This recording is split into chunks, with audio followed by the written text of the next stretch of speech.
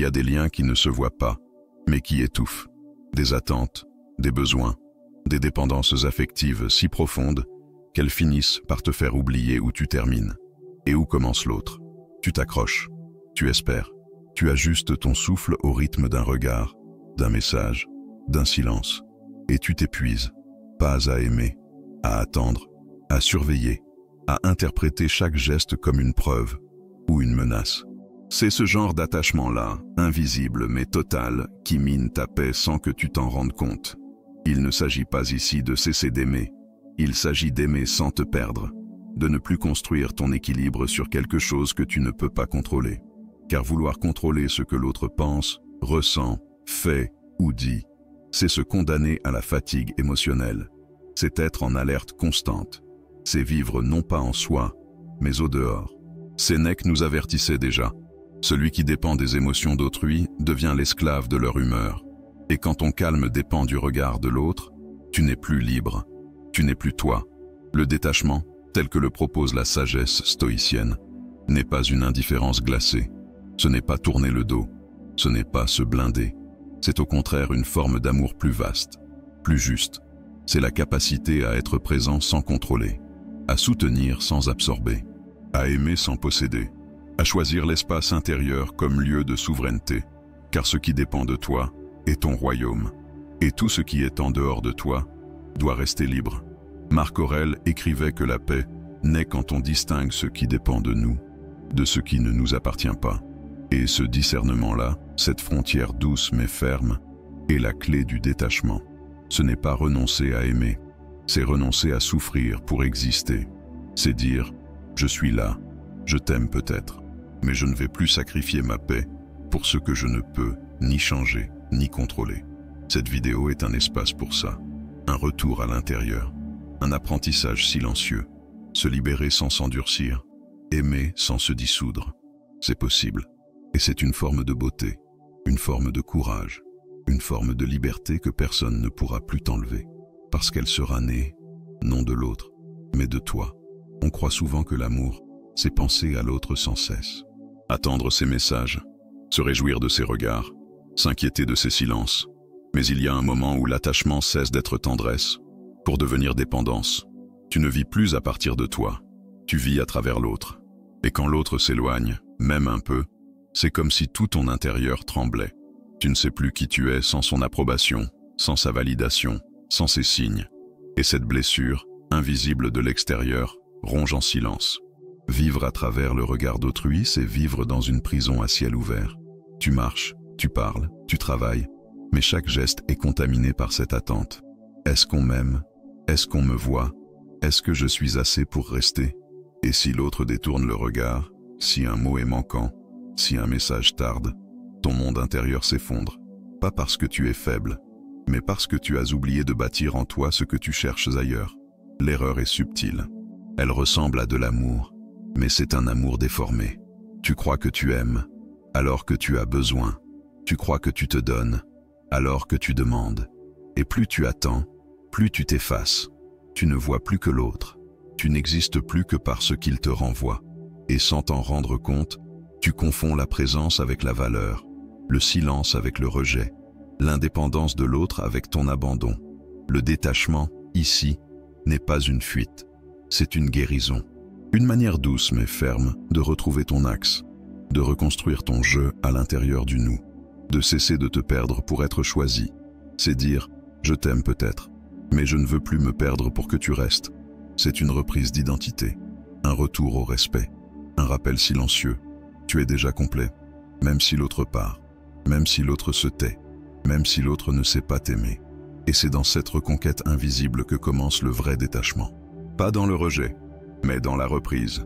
Pas dans le silence imposé, mais dans la voix retrouvée. Pas contre l'autre, mais pour toi. Tu as sûrement déjà eu cette sensation. Ne pas pouvoir dormir tant que tu n'as pas compris pourquoi il ou elle a changé. Rejouer chaque mot, chaque geste, chaque silence, comme un puzzle sans fin. Comme si comprendre allait enfin apaiser. Comme si une explication allait refermer la plaie. Mais non. Plus tu creuses, plus tu t'enfonces. Plus tu analyses, plus tu t'éloignes de toi. Et cette recherche de sens devient elle-même un labyrinthe. Un piège doux, mais étouffant. On croit souvent que ressentir beaucoup, c'est être vrai, que celui qui vibre à chaque émotion est plus humain, plus profond. Mais ressentir sans filtre, sans distance, sans discernement, c'est se laisser traverser par des vents qui ne nous appartiennent pas. C'est absorber chaque instabilité, comme si elle devait nous définir. Et à force de tout vouloir ressentir, on ne sent plus rien d'ancré, juste un tumulte, un vertige. Le stoïcisme nous apprend autre chose. Il nous invite à laisser certaines choses sans réponse. Pas parce qu'elles sont sans importance, mais parce que les réponses ne libèrent pas toujours. Parfois, elles enchaînent davantage. Épictète ne cherchait pas à tout comprendre. Il cherchait la paix. Et la paix ne se trouve pas toujours dans l'analyse. Elle se trouve dans la séparation. Dans ce geste intérieur qui dit « Je vois que cela me blesse, mais je choisis de ne pas me dissoudre dedans ». Après une rupture, par exemple, le pourquoi peut devenir un poison. Tu veux comprendre. Tu crois que tu dois comprendre. Mais ce que tu cherches, en vérité, c'est un sens à ta douleur. Et ce sens ne viendra pas de l'autre. Il naîtra de ton choix. Le choix de ne pas te définir par une fin. Le choix de ne pas rester figé dans une explication. Le choix de ne pas attendre que quelqu'un d'extérieur vienne justifier ce que tu ressens. Le détachement, ici, prend la forme d'un filtre, une lucidité douce, un mur intérieur qui ne repousse pas l'émotion, mais qui ne la laisse pas tout prendre. Tu peux ressentir, mais tu peux aussi trier. Tu peux observer sans fusionner. Tu peux comprendre que certaines choses échappent au mental et que c'est ainsi, que c'est juste, que c'est sain. Et dans ce silence-là, ce silence qui ne demande plus, tu retrouves ton espace. Tu redeviens un lieu de paix, même au milieu du chaos, parce que tu ne cherches plus à tout digérer, parce que tu as compris que la paix, parfois, commence quand on accepte de ne pas tout savoir. Il existe des personnes qui savent exactement où appuyer, qui perçoivent tes blessures, tes zones fragiles, tes failles, et qui, consciemment ou non, les utilisent. Un mot dit devant les autres, une remarque déguisée, un silence stratégique. Ce n'est pas une explosion, c'est une piqûre, mais elle fait mal, parce qu'elle réactive des douleurs plus anciennes, parce qu'elle cherche à te faire réagir. Et la réaction, c'est leur pouvoir. Quand tu réagis trop vite, tu perds ta paix, tu perds ta lucidité, tu entres dans leur jeu, tu réponds avec tes nerfs, pas avec ton centre, et c'est là qu'ils gagnent, parce qu'ils savent que tu es touché, que tu es accessible, que ton calme n'est qu'une façade. Alors ils continuent, ils testent, ils provoquent, et tu te retrouves à justifier, à crier, à t'excuser, pour avoir simplement été blessé. Mais le stoïcien apprend à faire autrement.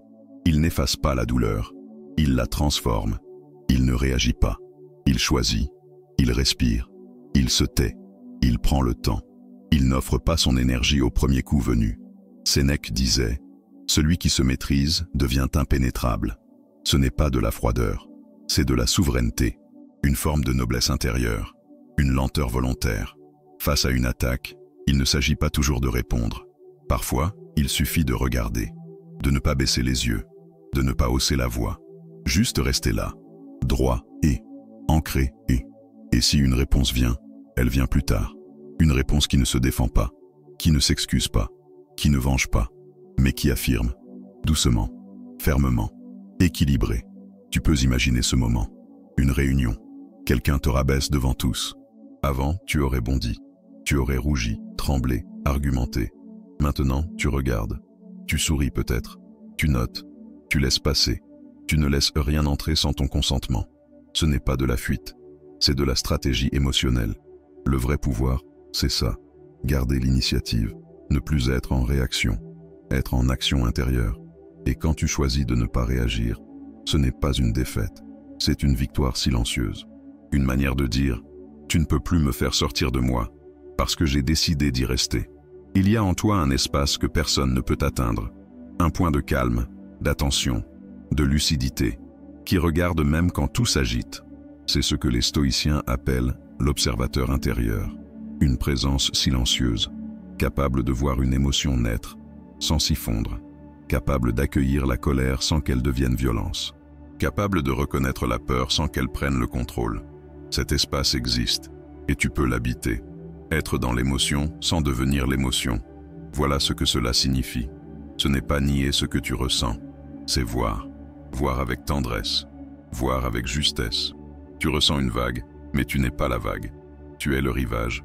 Tu es ce qui reste quand la vague passe. Marc Aurèle le disait, vois l'émotion naître, puis choisis ta réponse.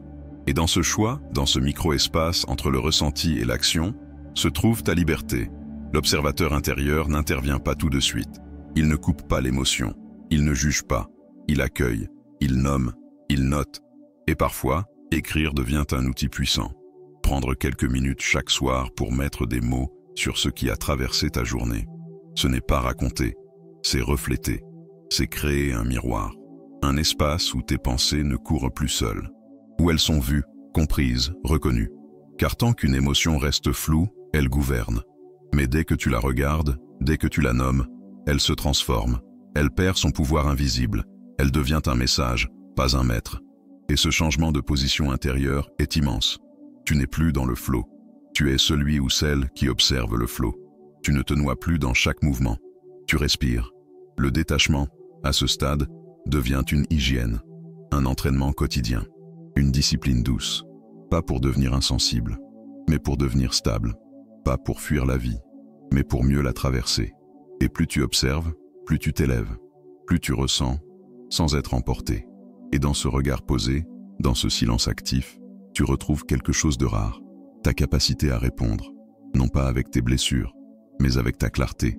Il y a des rôles que l'on n'a pas choisis, des masques que l'on a appris à porter sitôt qu'on a fini par croire qu'ils étaient notre visage. Être toujours disponible, toujours gentil, toujours compréhensif, ne pas déranger, ne pas décevoir, ne pas faire de vagues. Et un jour, sans même s'en rendre compte, on s'est perdu derrière ces exigences invisibles. On a troqué notre vérité contre l'image qu'on croit nécessaire pour être aimé. Ces rôles sont lourds, fatigants. Ils sont faits de oui que l'on ne pense pas, de sourire que l'on force, d'accords que l'on donne sans en vouloir. Et chaque fois qu'on cède, on se rétrécit un peu. On s'éloigne de ce que l'on ressent vraiment, de ce que l'on aurait voulu dire, de ce que l'on aurait pu être. Mais le plus douloureux, c'est que ces rôles ne garantissent rien. Pas le respect, pas l'amour, pas la sécurité. Ils ne font qu'acheter des instants de paix, au prix de notre cohérence intérieure. Sénèque disait « Vis pour toi, non pour les applaudissements ».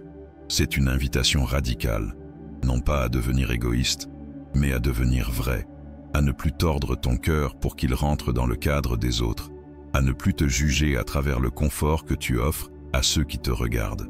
Tu n'es pas sur cette terre pour être conforme, tu es là pour être entier.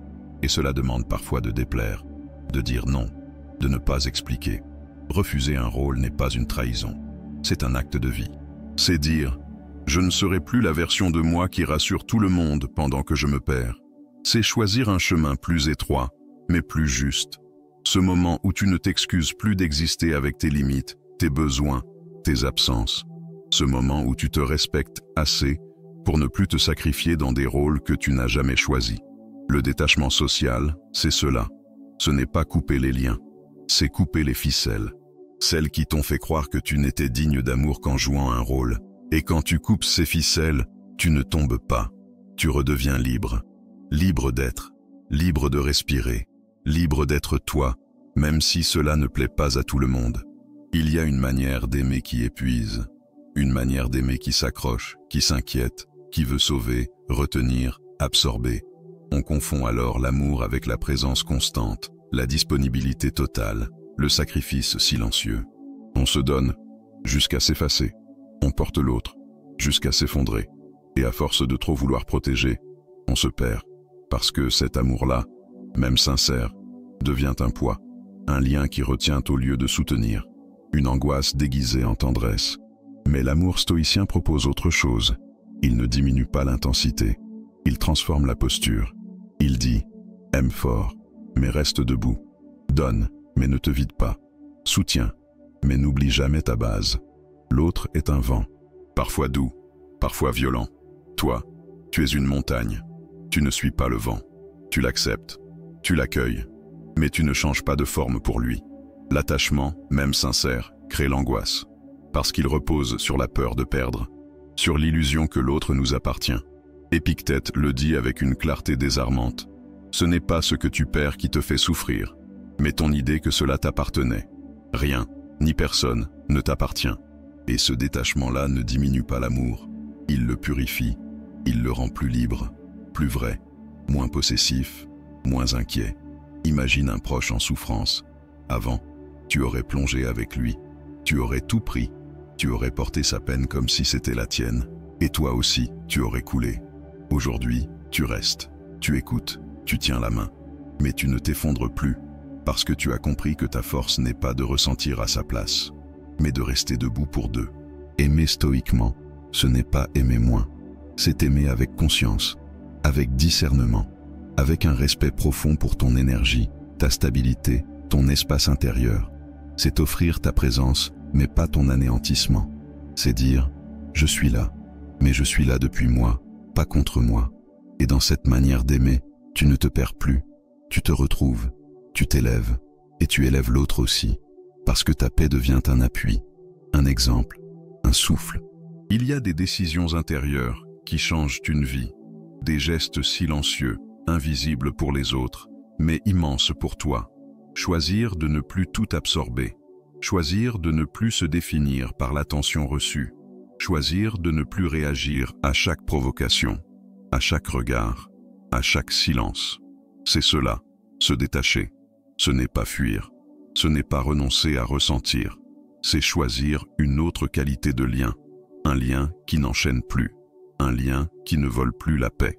Le détachement stoïcien n'est pas une carapace, c'est un sol, une base stable, un centre à partir duquel tu peux aimer sans dépendre, soutenir sans t'éteindre, comprendre sans te perdre. C'est un choix moral, un choix de lucidité, une manière d'habiter le monde en gardant ton axe, en restant libre à l'intérieur, même quand tout bouge à l'extérieur. Sénèque l'écrivait, « Tu n'es libre que lorsque rien ne peut te voler ton calme. » Et ce calme-là, tu peux le cultiver. Tu peux l'ancrer en toi comme un sanctuaire. Ce n'est pas un miracle, c'est un entraînement, une posture, une fidélité à toi-même. Épictète ajoutait, « Tu ne possèdes rien d'extérieur. Tout ce qui est à toi est en toi. » Et cela change tout. Parce que ce que tu cherches n'est pas là-bas. Il est ici, en toi, dans ta manière de regarder, dans ta manière de choisir. Imagine cet arbre dans la tempête. Il ne fuit pas le vent, il ne l'affronte pas non plus. Il plie, il ondule, mais il reste enraciné, profondément, silencieusement. C'est ce que fait celui ou celle qui a compris le détachement. Il ne devient pas froid, il devient stable, il ne s'effondre plus, il s'ajuste sans se trahir. Et c'est cette paix-là que tu peux incarner. Cette paix qui ne crie pas, mais qui transforme. Cette paix qui ne s'impose pas, mais qui inspire. Cette paix qui est peut-être la forme la plus haute de l'amour. Un amour libre, un amour qui ne demande plus. Un amour qui est, tout simplement, depuis toi, pour toi, avec les autres, mais jamais contre toi.